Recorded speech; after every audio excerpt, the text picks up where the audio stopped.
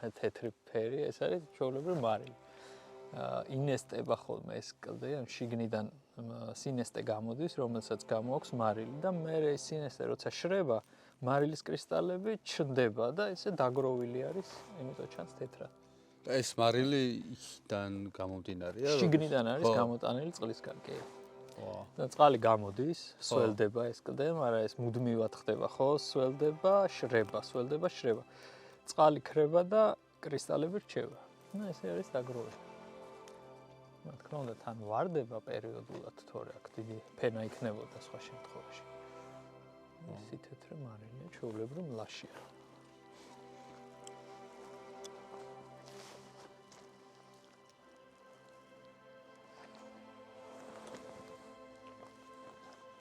ეს ინჯოტვე?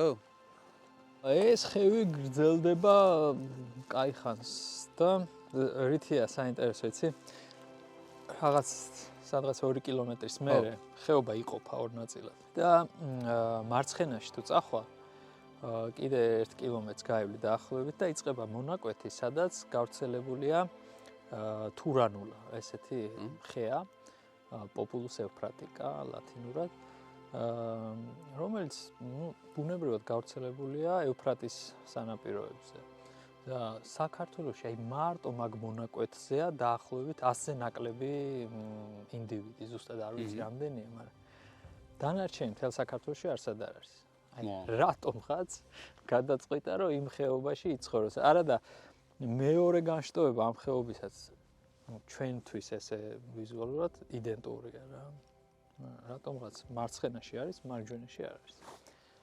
როგორც ამბობენ, რელიქტია რაღაც მომენტში ამ სცენარის გავრცელების არეალი შეიზღუდა და როგორც ჩანს აქ მაინც შენარჩუნდა ის პირობები, ის გამოც გააგრძელა ცხოვრება, დანარჩენი გაქრა.